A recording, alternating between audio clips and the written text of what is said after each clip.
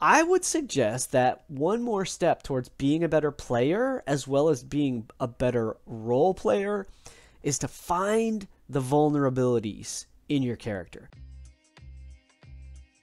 Let's talk about the difference between a home game and a streamed game.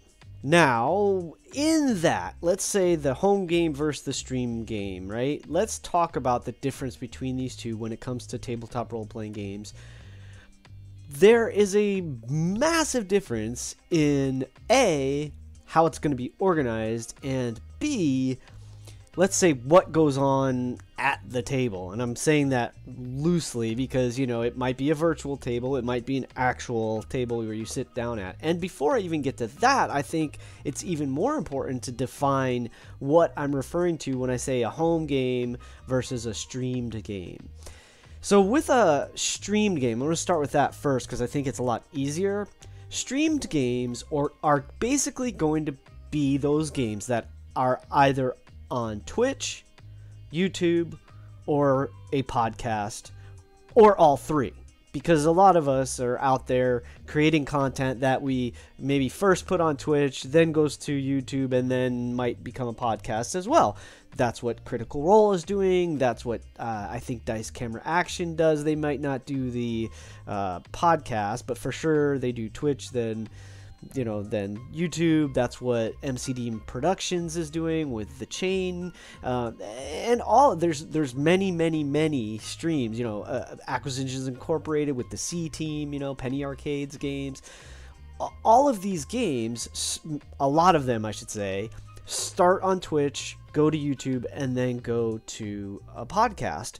There are plenty that are strictly podcast, but when I'm saying a streamed game, what I mean is a game that's being played with the intention of putting it out there to the masses for other people to enjoy and to consume and hopefully participate on some level. So that's what I mean when I say a streamed game.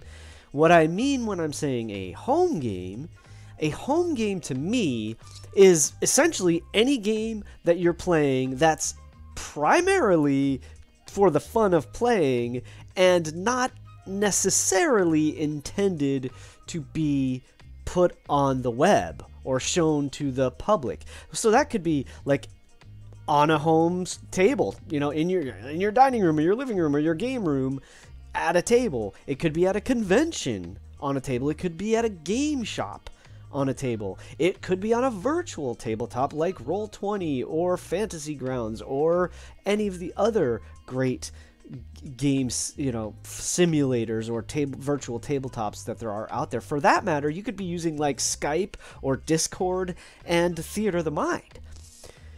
The point being, these games, what I'm calling home games, would be any game that's played with friends just for the sake of having a good time. And the reason I brought this up in the first place is that there is a fantastic tweet that I read today by Serena Marie. I'm going to link that for you in the information below this video so you can read it for yourselves. And her thread, the tweet thread, it really addresses those of us or those of you maybe that are out there that are creating material that's intended to go on a podcast or on a show, basically like something like Critical Role or any of the other fantastic streams that are out there. And there's a very interesting thing that I think her comments, her suggestions were really geared towards streamed players, players that are in games that are going to be put out to the public. But I think that there's something that can be taken for anyone that's playing the game, or any game for that matter, regardless of what game you're playing. It could be Dungeons and Dragons, it could be Call of Cthulhu, it could be Vampire, it could be any of the countless role-playing games that are out there. And what she was saying in this thread was that if you're playing to a audience, let's call it, if you're playing to an audience, you're streaming content player, you really want to be vulnerable. You don't want to play that character that's like too perfect. This is sort of how I'm summarizing the thread and what I took from the thread. And I want to suggest that that's true in any game.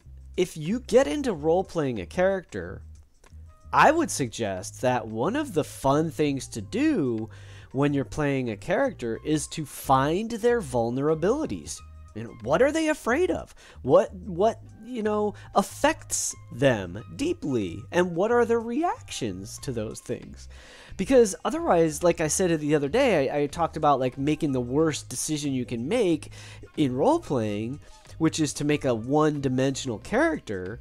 I mean, similarly, you can have a dynamic character who seems to never make a mistake, or never question their actions, or question the morality of what's happening around them.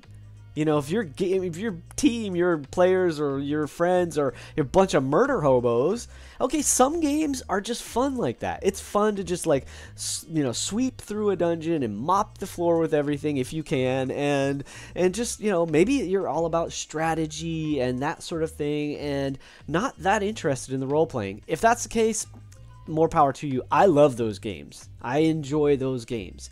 I also enjoy games that are very role-play heavy. Like, my favorite games, I would say, are probably a nice balance of the two. I love combat and strategy, so I want a good amount of that, but I also love role-playing. And so, obviously, when the two are mixed together, I'm very happy. But I've been in sessions where it was entirely role-playing. Like, the entire session was role-play. And those sessions were just as much fun for me as sessions that were entirely combat.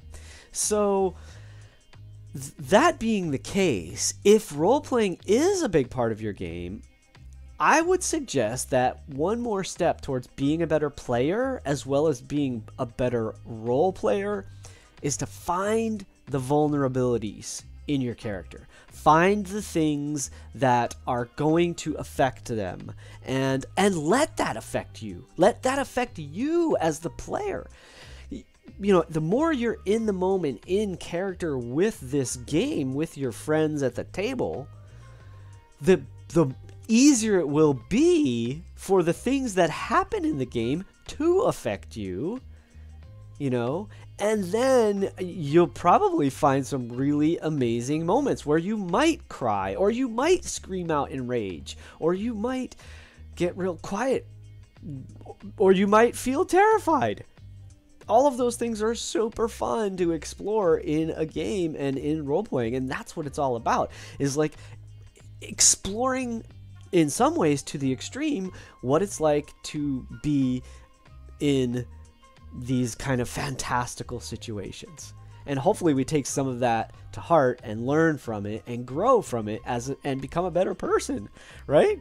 So I'm gonna link this thread. I suggest you go read it. It's a short one. It's not like pages and pages long. It's a short thread, but it's very interesting. It sparked my curiosity. It sparked my thought, and I admire that. I appreciate that, and I thought I would share some of that with you guys today. I'll see you tomorrow. Keep rolling 20s until then. And remember, it's your game, so play your way.